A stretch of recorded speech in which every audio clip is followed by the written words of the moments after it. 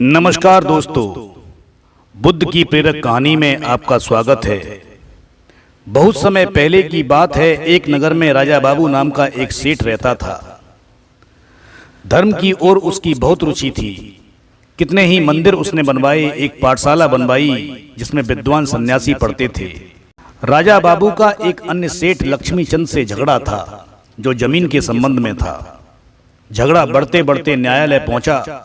अभियोग चलने लगा। कई वर्ष अभियोग चलता रहा। राजा बाबू अभियोगों को भी लड़ते थे और अपना काम भी करते थे।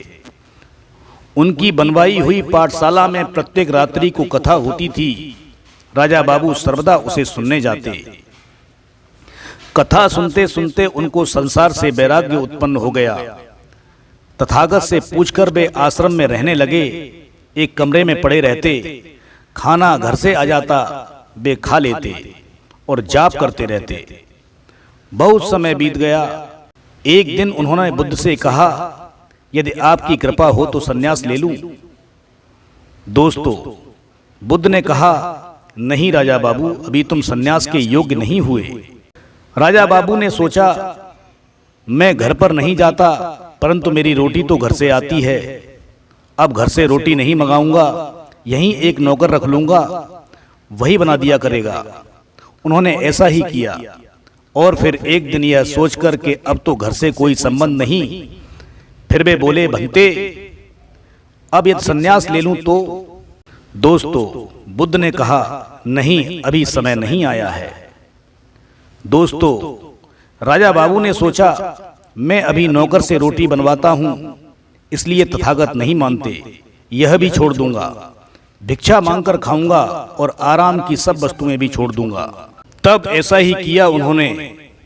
सुबह के समय नगर में जाता, भिक्षा मांगकर लाता और सारा दिन आत्मचिंतन में मस्त होकर बैठा रहता।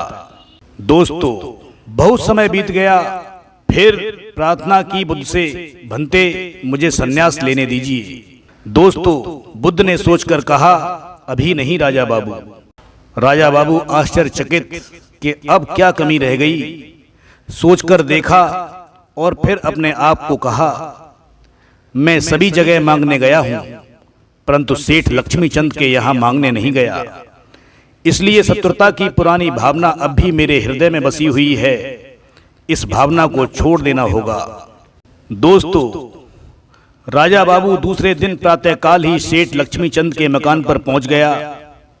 जाकर अलग जगाई, भगवान के नाम पर भिक्षा दो। दोस्तों, सेठ लक्ष्मीचंद के नौकरों ने राजा बाबू को देखा तो दौड़े दौड़े सेठ के पास गए। हाँफते हुए बोले, सेठ जी, राजा बाबू आपके यहाँ भीख मांगने आया है। दोस्तों, लक्ष्मीचंद आश्चर्य से बोला, ये कैसे हो सकता है? तुम्हें भ्रम हुआ है, और कोई होगा। नौकरों ने कहा, नहीं सेठ जी, वह राजा बाबू ही है। यदि आप कहें तो खाने में विष मिलाकर दे दें, सर्वदा के लिए झगड़ा ही समाप्त हो जाएगा। दोस्तों, लक्ष्मीचंद उच्च स्वर में बोले, नहीं, मुझे देखने दो। मकान के द्वार पर जाकर उन्होंने देखा कि राजा बाबू झोली पसारे खड़े हैं। दोस्तों, राजा बाबू ने उन्हें देखा और झोली फैलाकर बोले, सेठ जी, भिक्षा। लक्ष्मीचंद दौड़कर आगे बढ़े, चिल्लाकर बोले, राजा बाबू को अपनी छाती से लगा लिया उन्होंने। राजा बाबू ने झुककर उनके चरणों को स्पर्श किया। लक्ष्मीचंद भी उनके पैरों में जा गिरे। बोले, राजा बाबू, ऊपर चलो, मेरे साथ बैठकर खाना खाओ। दोस्तों, राजा बाबू बोले, नहीं सेठ जी, मैं तो भिखारी बन गया हूं, भीख मांगने आया हूं, भीख डाल दो मेरी झोली में। दोस्तों, उसी समय एक नौकर भागता हुआ आया, बोला, सेठ जी, आपका तार देखिए, इस तार में क्या लिखा है। दोस्तों, लक्ष्मीचंद ने तार को खोलकर पढ़ा। तार राजा बाबू के बेटों का था, कलकत्ता से आया था। उसमें लिखा था, हमारे पिता राजा बाबू का कहीं पता नहीं लगा। भूमि का झगड़ा अभी समाप्त नहीं हुआ, किंतु इस जमीन को लेकर हम क्या करेंगे? इस तार द्वारा हम भूमि से अपना अधिकार वापस लेते हैं। हमारे पिताजी नहीं हैं, आप कृपा करके हमारे पिता बनिए, हमें अपने संरक्षण में ले लीजिए। दोस्तों, लक्ष्मीचंद रोते हुए बोले, नहीं, ऐसा नहीं होगा। उन्हें लिखो, भूमि उनकी है, मुझे नहीं चाहिए। मैं पिता बनकर उनकी रक्षा करूंगा। आज से वे केवल राजा बाबू के नहीं, मेरे भी बेटे हुए।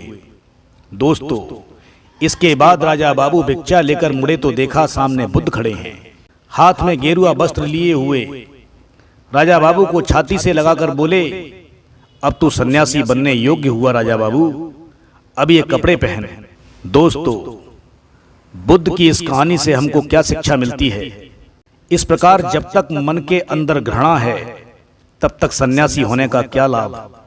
सन्यासी यदि बनना है तो मन से घृणा को निकाल दो, ईर्ष्या और बैर की भावना को दूर कर दो, तो फिर देखो आनंद और सुख मिलता है कि नहीं।